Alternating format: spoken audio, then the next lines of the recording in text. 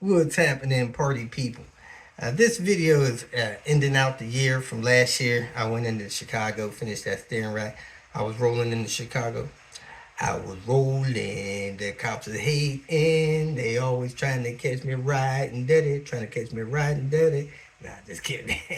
Anyway, I got into Chicago to work on the steering rack and learned that the rack that I removed had all this hardware and brackets and stuff on there, and the new rack that we were shipped didn't have that stuff on there. So word to the wise, always put your new parts in before you ship your old cords back. Man, that cost me probably about 6 hours or so trying to find that bracket. Fortunate enough, there was a guy in Chicago that was parting out an S60 and I was able to get the bracket. So that was a mess. Didn't get started until like 8:30. So that was a tough day. So this video has that in it. I want to remind you viewers, man, I have my personal phone number exposed to millions on top of millions of people. And for some reason, it bothers me when people block their number when they call me for help. I don't call numbers back. But for some reason, when you call me for help, and I have my personal number exposed to millions of people, and you block your number to call me for help, that bothers me. I typically don't answer phone numbers that come up restricted. I did the other day. Lady needed some help. I helped her out.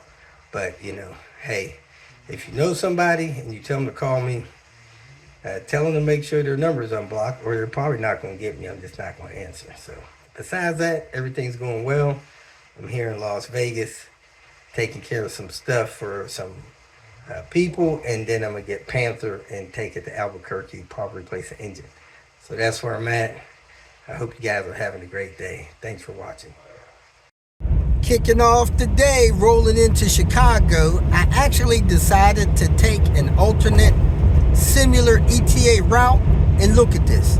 Absolutely no traffic. This GPS sends everybody the same way, and if you take an alternate route, you can literally be in a situation where there are no other vehicles on the road. I am still talking, and we do not see a vehicle going either direction. This is in 2 miles, crazy. Take the US 41 Calumet Avenue exit. Finally, one vehicle. Look at this. This is insane. Nobody's coming this way. I don't see nobody behind me or in front of me, and I could literally be on the road with 1,000 people. Still going, no people. The highway is called 912 North. Still going, no people. It's nuts, literally nuts. I'm gonna go get gas, then I'm gonna come back on, probably on 90, and you'll see how many vehicles is on 90.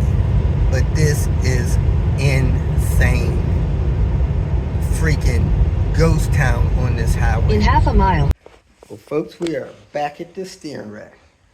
We have the hose that needs to be installed on it, and we're going to put it in place and work on getting this installed and done today. First thing I'm going to do is take this screw out of the rack, put this shield on here. Then I think I'm going to put this line in here so that it's on, and put it up in the subframe with the line attached to it. I need to, I guess, try to get this aligned where it needs to be. The steering wheel's kind of centered. Make sure that bolt goes through there, and that's keyed to that position right there. You see where it doesn't have the cut in it there. So that make sure I get that in the right spline and get this installed. That's keyed there too. Those two spots at the end of that flat thing. I didn't check the rack we took off, but let's try to get this in a centered position and then work on getting this line started and get this thing installed. Here at the Lyles dealership, There's a platinum wagon, boy. Platinum wagon with the tan interior. Man, that guy needs a headlight or two. Whew, I like those wheels. Nice shifter. Needs some seat skins. But hey, it's a Platy. That's two of them in this area. Well, paying for my mistake. These front-wheel drive cars have a bracket that supports the rack in the middle, right next to where the engine mount rests. And that went off with the old rack. And I really don't want to put this new rack in, or this rebuilt rack in, without that bracket, because you got the weight of that engine and all that stuff sitting on that rack. You hit a good dip or a good bump, that weight shift back on that rack, it could bow that rack, which of course would probably destroy it. That amount of weight, that amount of force you're driving down the road. So I found somebody in town that's parting out of S70, and he said the rack is still there. So I'm gonna go get what I need off of that car and come back here and do this. So man, I'm losing a lot of time. I thought I was gonna be out here working at 11 to put this rack in. It's now 4:15 and I still ain't even got started. So I done lost a half a day at least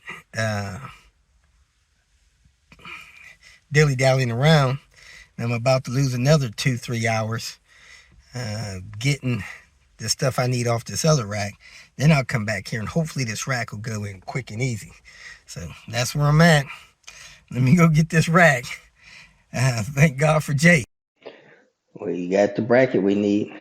These are no longer available through Volvo. So a lesson in word for the wise. Don't send your old rack back until you get your new rack in, unless you strip it down of everything on there. Because we sent it back with this bracket on there. We sent it back with screws on there. And this rack, only thing it came with is inner tie rod ends and boots. Everything else was missing. So we needed all that stuff from the old rack. I'm going to put this bracket on and put the bolts down in here and get started getting this installed. Work as late as I can tonight. I decided to bolt the rack to the subframe. I got the return line in and it's about half tight.